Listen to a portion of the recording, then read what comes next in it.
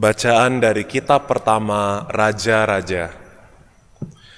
Saat kematian Daud sudah mendekat, pada suatu hari ia berpesan kepada Salomo anaknya, "Aku ini akan mengakhiri perjalananku yang fana, maka kuatkanlah hatimu dan berlakulah kesatria. Lakukanlah kewajibanmu dengan setia terhadap Tuhan Allahmu, dengan hidup menurut jalan yang ditunjukkannya, dan dengan tetap mengikuti segala ketetapan, perintah, peraturan dan ketentuannya, seperti yang tertulis dalam hukum Musa. Semoga dengan demikian engkau beruntung dalam segala yang kau lakukan dan dalam segala yang kau tuju. Dan semoga Tuhan menepati janji yang diucapkannya tentang aku, yakni, jika anak-anakmu laki-laki tetap hidup di hadapanku dengan setia, dengan segenap hati, dan dengan segenap jiwa, maka keturunanmu takkan terputus dari tahta kerajaan Israel." Kemudian Daud mendapat istirahat bersama-sama nenek moyangnya, dan ia dikuburkan di kota Daud. Jadi Daud memerintah orang Israel selama 40 tahun. Di Hebron ia memerintah 7 tahun, dan di Yerusalem 33 tahun. Kemudian Salomo duduk di atas tahta Daud ayahnya dan menjadi kokohlah kerajaannya. Demikianlah sabda Tuhan.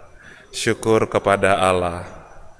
Mazmur tanggapan, ya Tuhan, Engkau menguasai segala-galanya. Ya Tuhan, Engkau menguasai segala-galanya. Terpujilah Engkau ya Tuhan, Allahnya Bapa kami Israel, dari sedia kala sampai selama-lamanya. Ya Tuhan, Engkau menguasai segala-galanya.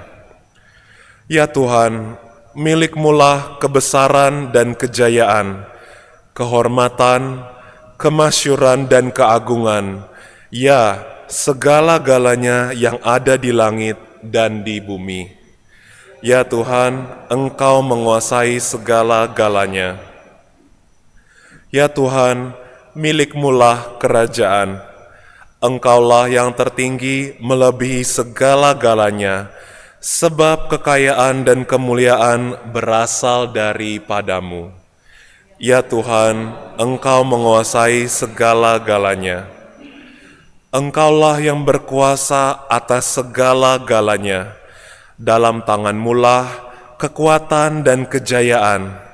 Dalam tangan-Mulah kuasa untuk memperluas dan memperkokoh kerajaan. Ya Tuhan, Engkau menguasai segala-galanya. Haleluya, haleluya, haleluya, haleluya, haleluya, haleluya,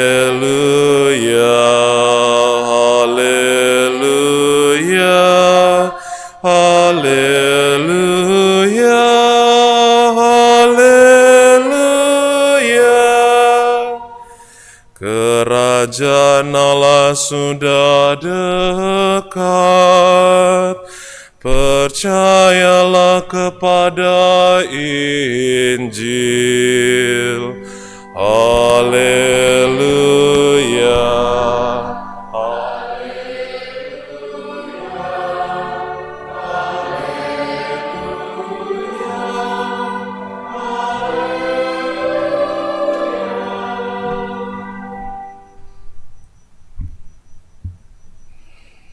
Tuhan bersamamu.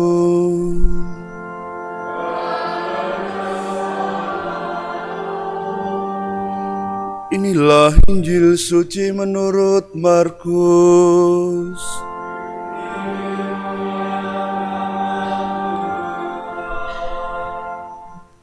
Sekali peristiwa Yesus memanggil ke-12 murid dan mengutus mereka berdua-dua.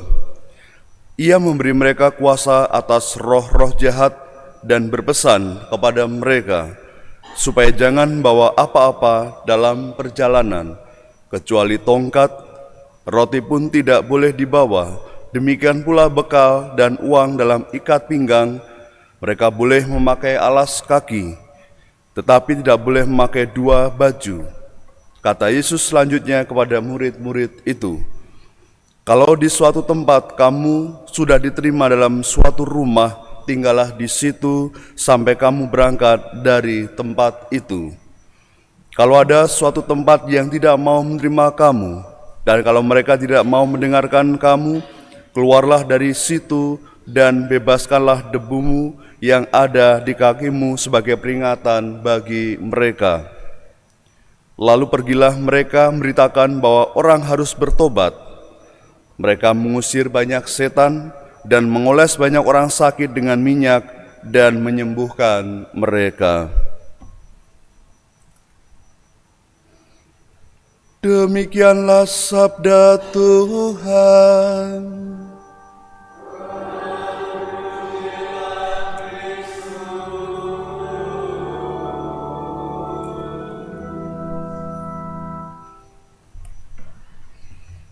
Saudara-saudara yang terkasih dalam Kristus, sebagaimana sebelum akhir hayatnya, Raja Daud berpesan kepada Salomo anaknya, yaitu jadilah seorang yang setia di hadapan Tuhan. Begitu pula Santa Agatha hari ini meringatkan dan juga meneladankan kepada kita tentang arti sebuah keindahan iman yang ditunjukkan melalui pengorbanan yang besar, yaitu bahkan dalam nyawanya sendiri. Maka peringatan Santa Agatha menjadi salah satu peringatan yang penting sebagai tolok ukur sebagai pengikut Kristus, apalagi di zaman saat ini, di era modern, dengan berbagai macam kesibukan manusia dan tantangan hidup yang tidak mudah, orang dihadapkan untuk memilih jalan mana yang ditempuh, yaitu setia pada keteladanan Yesus yang diwartakan melalui para murid, yaitu kita ada kala di mana sungguh-sungguh oleh Tuhan ditelanjangi atau dilucuti seluruh persenjataan kita, dalam arti kita hanya mengandalkan kekuatan Tuhan. Sebagaimana yang kita perjuangkan, semoga Bapak Ibu semua, kita semua diberi talenta oleh Tuhan, maka gunakan dengan baik.